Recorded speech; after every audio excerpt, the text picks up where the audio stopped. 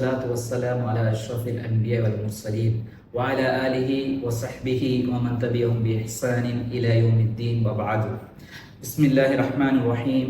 قالت الأعراب آمنا قل لم تؤمنوا ولكن قولوا أسلمنا. صدق الله العليم. மதிப்புக்குரிய என் அன்பின் இஸ்லாமிய சகோதரிகளே, அஸ்ஸலாமு அலைக்கும் வரஹ்மத்துல்லாஹி வபரகாத்துஹு. இந்த ரமலானிலும் வலமை போன்று பிரிட்டிஷ் முஸ்லிம் சொசைட்டி BMS-இன் ஊடாக ஏற்பாடு செய்யப்பட்டிருக்கின்ற இந்த தஃப்சீர் அமர்வுகளிலே இந்த ரமலானிலும் சூரத்துல் ஹுஜராத்திற்கான விளக்கத்தை நாங்கள் படித்துக் கொண்டிருக்கின்றோம். அந்த வகையில் சூரத்துல் ஹுஜராத்தின் 3வது பகுதியின் 1வது அமர்வை இன்று நாங்கள் ஆரம்பித்து வைக்க இருக்கின்றோம்.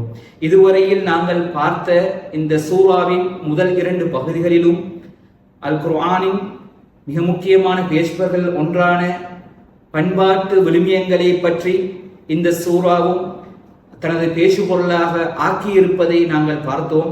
அந்த வகையில் தனிமனித மட்டத்தில் ஒழுக்கம், சமூக மட்டத்தினுடான ஒழுக்கம், அதே போன்று அல்லாஹ்வுடனான ஒழுக்கம், பண்பாடு, ஸல்லல்லாஹு அலைஹி வஸல்லம் அல்லாஹ்வின் தூதர் ஸல்லல்லாஹு அலைஹி வஸல்லம் அவர்களோடு எத்தகைய ஒழுக்க விழுமியங்களோடு நடந்து கொள்ள வேண்டும் என்ற அந்த கண்ணோட்டத்தை முன் சென்ற அமர்வுகளிலே நாங்கள் பார்த்தோம். அதே வகையில் இன்றும் இந்த 3வது பகுதியின் 1வது அமர்விலே சூரா ஹுஜராத்தின் 14வது வசனத்தை நாங்கள் இன்று படிக்க இருக்கின்றோம், பார்க்க இருக்கின்றோம்.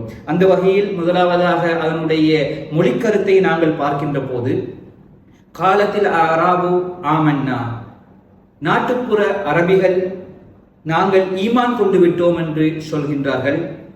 குல் லம் துஅமினு, நபியே நீங்கள் கூறுங்கள், அவர்கள் நீங்கள் இன்னும் ஈமான் கொள்ளவில்லை. வலாகின் கூலு அஸ்லம்னா, மாற்றமாக நாங்கள் இஸ்லாமாகி விட்டோம், சரணடைந்து விட்டோம், கட்டுப்பட்டு விட்டோம், வழிபட்டு விட்டோம் என்று நீங்கள் கூறுங்கள். வலம்மா யதுகுலில் ஈமானு ஃபீ குலூபிக்கும், உங்களுடைய உள்ளங்களுக்கு இன்னும் ஈமான் வந்தடையவில்லை, நுழையவில்லை. வ இன் துதிஉல்லாஹ வ ரசூலஹு, மேலும் நீங்கள் அல்லாஹ்வையும் அவனது தூதரையும் கட்டுப்படுவீர்களாயின் லா யலிக்கும் மின் அமாலிக்கும் ஷைஆ, உங்களுடைய செயல்களிலே எந்த குறைபாட்டையும் அவன் ஏற்படுத்த மாட்டான், உங்களுடைய நல்லமல்களில் எந்த குறையும் ஏற்பட்டு விடாது. இன்னல்லாஹ கஃபூருர் ரஹீம், நிச்சயமாக அல்லாஹ் மிகவும் மன்னிக்கக்கூடியவனாகவும் கிருபையுடையவனாகவும் இருக்கின்றான் என்கின்ற மொழிக்கருத்தை நாங்கள் பார்க்கின்றோம். இந்த சூரா ஹுஜராத்தினுடைய இந்த 3வது பகுதியின் இந்த 14வது வசனத்தின் மிக நீண்ட வசனத்தினுடைய நேரடி மொழிக்கருத்தை நாங்கள் இதுவரை பார்த்தோம். அந்த வகையில் இந்த வசனத்துக்கான ஆழமான விளக்கத்தை, தப்சீரை நாங்கள் பார்க்கின்ற போது, முன் சென்ற வசனங்களுக்கு சில வசனங்களுக்கு இருப்பதை போன்று இந்த வசனத்துக்கும் நாங்கள் சொல்கின்ற அஸ்பாபுன் நுசூல் என்று சொல்கின்ற அல்லது சபபுன் நுசூல் என்று சொல்லப்படுகின்ற ஒரு சூரா அல்லது ஒரு வசனம் இறங்குவதற்கான நேரடி காரணி ஒன்று இந்த வசனத்துக்கும் இருப்பதை நாங்கள் பார்க்கின்றோம். இதனை தஃப்சீர் கரை அறிஞர்கள், ஹதீஸ் கரை வல்லுநர்கள், அதே போன்று இமாம்கள் அழகிய முறையிலே சொல்லி காட்டுவார்கள். இந்த வசனம் குறித்த ஒரு கோத்திரத்தோடு, ஒரு நாட்டுப்புற கோத்திரத்தோடு தொடர்பட்டதா இறங்கியது. அந்த கோத்திரம் பனி அசத் பின் ஹுசைமா என்று சொல்லப்படக்கூடிய அந்த கோத்திரத்தோடு தொடர்பற்று இறங்கியது என்ற விஷயத்தை அங்கே பதிவு செய்கின்றார்கள். மதிப்புக்குரிய அன்பின் இஸ்லாமிய சகோதரர்களே, இதுதான் இந்த வசனம் குறித்த இந்த பனு அசத் பின் ஹுசைமா என்று சொல்லப்படக்கூடிய நாட்டுப்புறத்து அராப் என்று நாங்கள் சொல்கின்ற நாட்டுப்புறத்தை சேர்ந்த அந்த அரபி கோத்திரத்துக்கு தொடர்புபடுத்தி இறங்கிய ஒரு வசனமாக இருப்பதை நாங்கள் பார்க்கின்றோம். மதிப்புக்குரிய அன்பின் இஸ்லாமிய சகோதரர்களே, அந்த வகையில் இந்த சூறாவிலே இருக்கின்ற, இந்த வசனத்திலே இருக்கின்ற மிக முக்கியமான சில சொற்களுடைய ஆழமான விளக்கத்தை நாங்கள் இந்த சபபு நுசூலோடு தொடர்புபடுத்தி விளங்குவதற்கு இப்போது முயற்சிப்போம். அந்த வகையில் இந்த சூறாவின் ஆரம்பத்திலே காலத்தில் அராப் என்று வந்திருக்கின்றது. அல் அராப் என்றால் அரபிகளை தான் குறிக்கும். ஆனால் இந்த அராப் என்பது சாதாரண அரபிகளை விட அந்த அரபிகளிலே ஒரு சாராரை குறிப்பதை நாங்கள் பார்க்கின்றோம். ஏனெனில் அரபு மொழியில் அரபி இலக்கண சட்டத்தின்படியும் அரபிகளை குறிப்பதற்கு ஒருமை சொல்லாக அரபியுன் என்ற அந்த சிங்கியுலராக பயன்படுத்துகின்ற அந்த சொல்லுக்கான ப்ளூரல் பன்மை சொல்லாக பாவிப்பது அல் அரப் ஆகும். ஆனா இந்த இடத்தில் அராப் என்று பயன்படுத்தப்பட்டிருக்கின்றது. இதனுடைய மொழிக்கருத்திலே இதனுடைய ஒற்றை சொல்லாக இருப்பது அராபியுன். எனவே இரண்டுக்கும் இடையிலே வேறுபாடு இருக்கின்றது. அரபுக்கும் அராபுக்கும் இடையிலே வேறுபாடு இருக்கின்றது. அரப் என்பது நாகரீகமடைந்த சிவிலைஸான மக்களை குறிக்கக்கூடிய சொல்லாகவும், அல் அராப் என்பது நாட்டுப்புறத்தை சேர்ந்த பிற்போக்கான அரபு சமூகத்தின் ஒரு சாராரை குறிப்பதற்கு பயன்படுத்தப்படுகின்ற சொல்லாகவும் இருப்பதை இந்த மொழிக்கருத்திலே நாங்கள் பார்க்கின்றோம். அதே போன்று இரண்டாவதாக மிக முக்கியமான ஒரு சொல் விளக்கம் தான் காலத் என்று பயன்படுத்தப்பட்டிருக்கின்றது. சூராவுடைய ஆரம்பத்திலே காலத்தில் ஆராப் என்று பயன்படுத்தப்பட்டிருக்கின்றது. உண்மையிலே இந்த இடத்திலே இலக்கண சட்டத்தின்படி காலல் ஆராப் என்று வந்திருக்க வேண்டும். மாற்றமாக அல்லாஹ் இந்த இடத்திலே காலத்தில் ஆராப் என்ற சொல்லை பயன்படுத்துகின்றான். இது பெண்பால் சொல்லாக இருப்பதை நாங்கள் பார்க்கின்றோம். ஏன் இவ்வாறு பயன்படுத்தி இருக்கின்றான் என்பதற்கான விளக்கத்தை தப்சீர் கலை அறிஞர்கள் விளங்கப்படுத்துகின்ற போது இமாம் குர்துபி ரஹ்மஹுல்லாஹ் அவர்கள் அழகான ஒரு விளக்கத்தை இதற்கு முன்வைக்கின்றார்கள். அதாவது அல் அராப் என்பது உயர்திணை ஆண்பால் பன்மையாக இருக்கின்றது.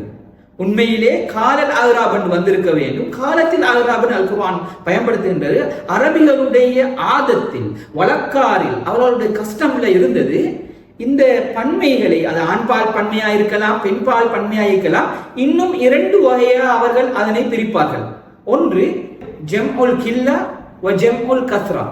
ஜம்உல் கில்லா என்று அவர்கள் குறிப்பிடுவது அது ஆண்பால் பன்மையாக இருப்பினும் பெண்பால் பன்மையாக இருப்பினும் அந்த பன்மையின் எண்ணிக்கையிலே குறைவாக இருப்பின் அதனை ஜம்உல் கில்லா என்று அவர்கள் பயன்படுத்துவார்கள். உதாரணமாக சூரா யூசுஃபின் 30வது வசனத்திலே வகால நிஸ்வத்துன் ஃபில் மதீனா, மதீனாவில் அந்த நகரத்திலே பெண்களில் சிலர் சொன்னார்கள். இப்போது பெண் நிஸ்வா என்பது பெண்பால், நிசா என்பதன் மூலமாக வருகின்ற ஒரு பன்மை சொல்லா இருக்கின்றது. ஆனால் மிகவும் குறைவான பெண்கள். எனவே இது ஜம்உல் கில்லாவா இருக்கின்றது.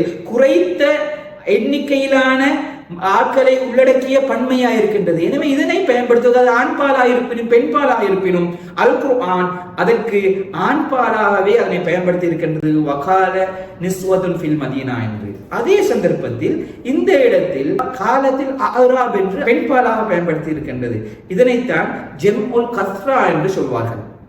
ஜம்உல் கஸ்ரா என்றால் இந்த பனு அசத் பின் ஹுசைமா என்கின்ற இந்த கோத்திரத்தை சார்ந்தவர்கள், அவர்கள் ஆமுல் வுஃபூத் என்று சொல்லப்படக்கூடிய ஹிஜ்ரி 9ஆம் ஆண்டில் ஆமுல் வுஃபூத் அல்லது சனத்துல் வுஃபூத், இயர் ஆஃப் தி டெலிகேஷன், அதாவது தூதுக்குழுக்களுடைய ஆண்டு என்று தப்சீர் கலை அறிஞர்கள், சீராத்துறை வல்லுநர்கள் சொல்லி காட்டுகின்ற அடையாளப்படுத்துகின்ற அந்த ஆண்டிலே, அதற்கு முன்னர் ஹிஜ்ரி 8 ஃபத்து மக்காவுடைய வெற்றி நடைபெற்றிருக்கின்றது.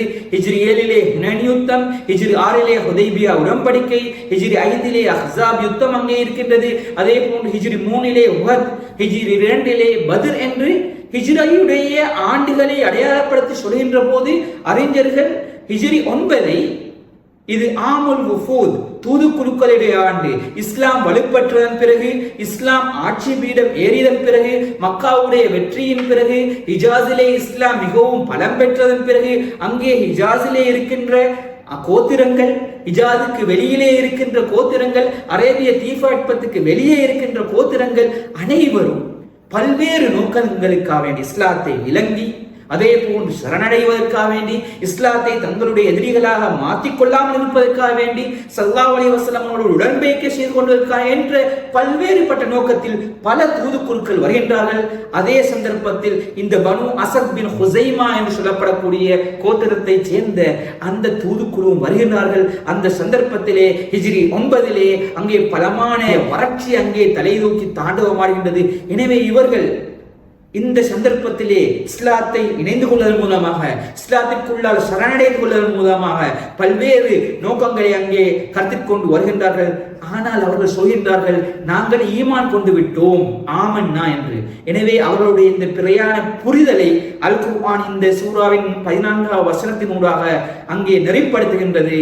காலத்தில் அராபு ஆமன்னா, அவர்கள் சொல்கின்றார்கள், அந்த நாட்டுப்புறத்து அரபிகள், அந்த பண்பாட்டிலே பிற்போக்குடைய அந்த அரபிகள் சொல்கின்றார்கள், அராபிகள் சொல்கின்றார்கள், நாங்கள் ஈமான் கொண்டு விட்டோம் என்று. குல் நபியே, நீங்கள் அவர்களிடத்திலே கூறுங்கள், லம் துமினு, நீங்கள் ஈமான் கொள்ளவில்லை, நீங்கள் ஆழமான ஈமான் இன்னும் உங்களுடைய உள்ளங்களிலே நுழையவில்லை. வலாகின் கூலு அஸ்லம்னா, நீங்கள் மாற்றமா சொல்லுங்கள், நாங்கள் சரணடைந்து விட்டோம், நாங்கள் கட்டுப்பட்டு விட்டோம், நாங்கள் வழிபட்டு விட்டோம், நாங்கள் முஸ்லீம்களாக மாறிவிட்டோம் என்று கூறுங்கள் என்று அந்த பனு அசத் பின் ஹுசைமா கோத்திரத்துடைய அந்த நாட்டுப்புறத்து அரபிகளை அல் குர்ஆன் இந்த வசனத்தினூடாக அல்லாஹ் நெறிப்படுத்துகின்றான். அவர்கள் பிழையாக விளங்கிக் கொண்டிருந்த ஈமான் பற்றிய அவர்களுடைய பிழையான புரிதலை விளங்கப்படுத்துகின்றான். இது இன்னொரு சொல்லா இருப்பதை நாங்கள் பார்க்கின்றோம். அதே போன்று மதிப்புக்குரிய இஸ்லாமிய சகோதரர்களே, மூன்றாவது சொல் தான் அஸ்லம்னா வ ஆமன்னா. இவ்வளவு நேரமான விளங்கப்படுத்திய இந்த வசனத்திலே அதிலே ஒரு வேறுபாடு இருக்கின்றது. தஃப்சீர் கலை அறிஞர்கள் விளங்கப்படுத்துவார்கள், இஸ்லாம் என்ற சொல் அல் குர்ஆனின் ஒரு ஆயத்தில் தனியாக வருகின்ற போது அது ஈமானையும் உள்ளடக்கியதாக இருக்கும். அதே போன்று ஈமான் என்கின்ற சொல் அல் குர்ஆனிலே தனியான ஒரு ஆயத்தில் தனியான ஒரு இடத்தில் வருகின்ற போது அது இஸ்லாமையை உள்ளடக்கியதாக இருக்கும். ஆனால் இந்த இரண்டு சொற்களும், இஸ்லாம் ஈமான் என்கின்ற அந்த இரண்டு சொற்களும் ஒரே வசனத்தில் ஒரே இடத்தில் வருகின்ற போது அங்கே வேறுபாடு இருக்கின்றது.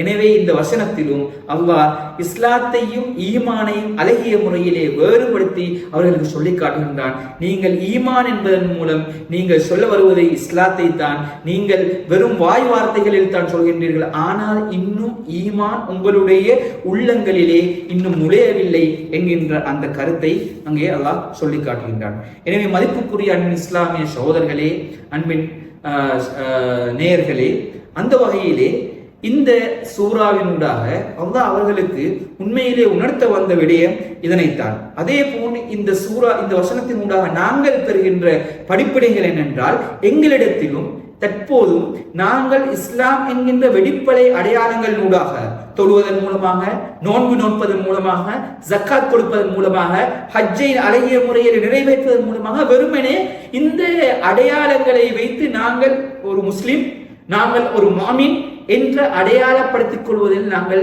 இருக்கின்றோம். ஆனால் எங்களுடைய தனிப்பட்ட வாழ்வை எடுக்கின்ற போது அங்கே ஈமான் மிகவும் பலவீனம் அடைந்திருப்பதை நாங்கள் பார்க்கின்றோம். தனிப்பட்ட வாழ்விலே பல்வேறுபட்ட கோளாறுகள் இருப்பதை நாங்கள் பார்க்கின்றோம். எங்களுடைய தனிப்பட்ட குடும்ப வாழ்வில், எங்களுடைய சமூக வாழ்வில், எங்களுடைய வியாபார கொடுக்கல் வாங்கல்களிலே, அதே போன்று எங்களுடனான குடும்ப உறவுகளை பேணுவதிலே நாங்கள் பல்வேறுபட்ட பிழைகளை, கோளாறுகளை நாங்கள் செய்து கொண்டிருப்பதை பார்க்கணும். எனவே இந்த வசனம் எமக்கு தருகின்ற மிக முக்கியமான படிப்பினை, வெறுமனே இந்த கிரியைகளை அதே போன்று சரணடைவதன் மூலமாக மாத்திரம் ஒருவர் மாமீனாக முடியாது. மாற்றமாக அவர் அல்லாஹ்வை ஆழமாக ஈமான் கொள்வதாக இருந்தால், அவருடைய உள்ளத்திலே ஈமான் நங்கூரமிட வேண்டுமாக இருந்தால், ஈமான் நுழைய வேண்டுமாக இருந்தால், நிச்சயமாக அவர் இந்த அனைத்து விடயங்களிலும் மிகவும் சரியான ஒரு மனிதராக, இஸ்லாம் எதிர்பார்க்கின்ற, சூரா குஜராத் எதிர்பார்க்கின்ற பண்பாட்டு விழுமியங்களிலே உன்னத ஒரு மனிதராக இருக்க வேண்டும் என்பதை இந்த வசனம் எனக்கு சொல்லி காட்டுகின்றது. எனவே அடுத்த அமர்வுகளிலும் நாங்கள் இன்ஷா அல்லாஹ் இந்த சூரா குஜராத்தின் 3வது பகுதியின் அடுத்த வசனங்களை நாங்கள் இன்ஷா அல்லாஹ் நோக்குவோம். வாஹிர தாவானா அல்ஹம்துலில்லாஹி ரப்பில் ஆலமீன். அஸ்ஸலாமு அலைக்கும் வரஹ்மத்துல்லாஹி வபரகாத்துஹு.